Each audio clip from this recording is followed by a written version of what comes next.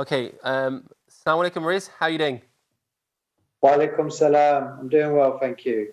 Okay, so in the studio, it's Imam Shakil and myself, Omar. Are you actually on the job at the moment, or you kind of just wearing the uniform at home? I've just come home. I've just done a 12 and a half hour shift. Okay, So I've just subhanallah. walked home. And tell us, what's it like at the moment for the paramedics, for the ambulance service? Because yourself, you work for as a paramedic, is that correct?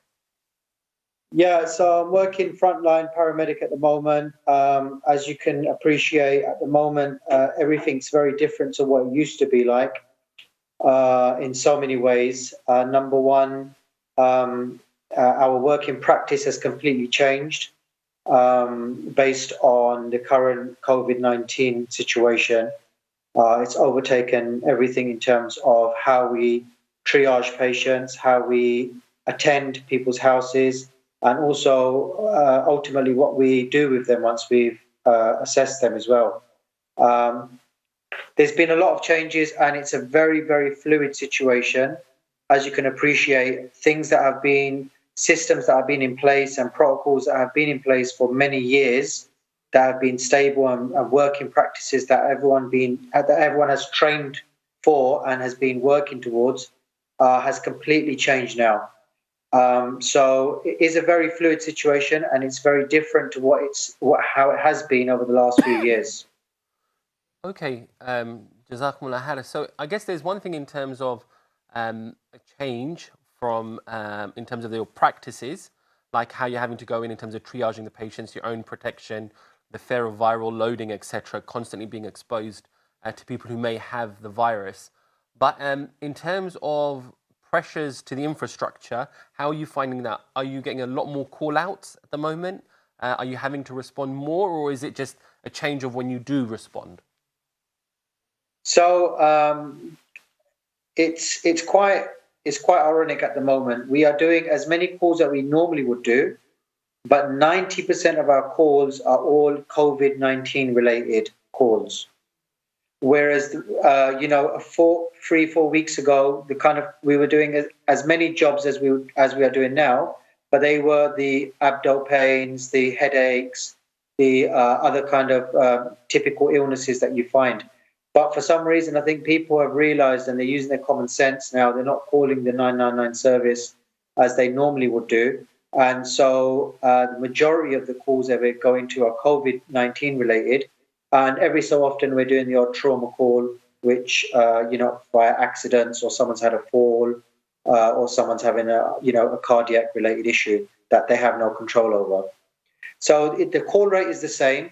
It's not, because the triage system is being put into place, it's not as busy as we're expecting it to be. But I have from the last, I've just done 4 days, 4 12-hour shifts now, and every day it's been increasing.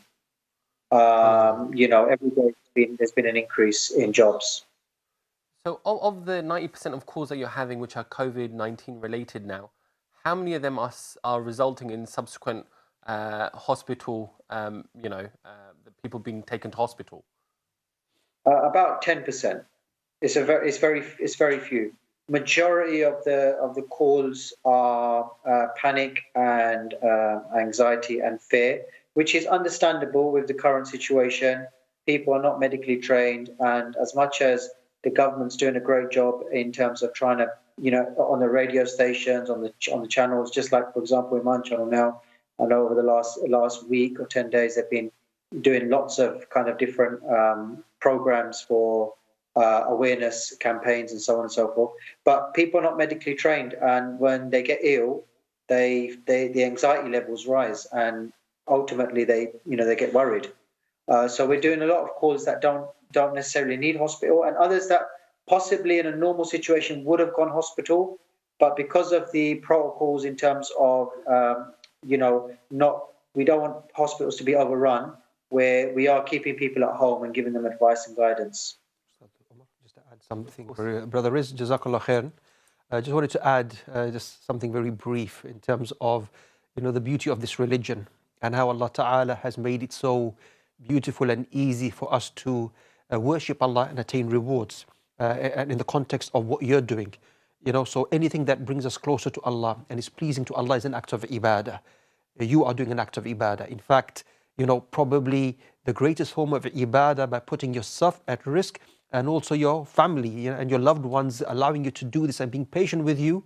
You're putting yourself in that position of risk, dealing with these patients who might have that kind of like virus. This makes it, an act of ibadah and worship to Allah Ta'ala. So I pray Allah rewards you with khair and inshallah increases you in khair, but also protects you. Ameen. Ameen. Jazakallah khair. I mean, the level of support over the last 7 days for the NHS has been outstanding. I mean, honestly, people, I know they did that clap for at 8 p.m., but generally, wherever we're driving, wherever we're going, even today I went to the shops and the guy gave me like 10-15% off on the food that I bought. Everyone is just, is got high regard for what's going on. And I'll be honest with you, every day I go work, there are people that they started the shift with us and they've gone home halfway because they've become unwell.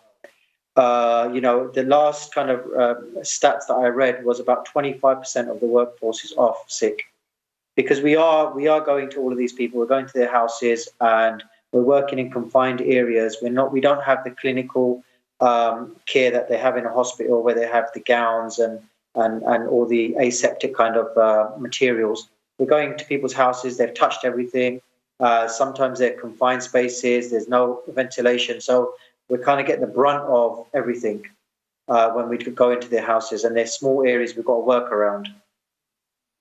May Allah protect you. May Allah protect you Ameen. and your family. What additional measures are you taking then to kind of protect yourself in this situation? Obviously, alhamdulillah, as a Muslim, first and foremost, our greatest measure is Allah subhanahu wa ta'ala. So, making sure that, do your adhkar, your morning and evening adhkar is being done. Yeah, before you go work, after you go work, whether you're in the front line or not. But I think even when you go to the front line, it's even more important.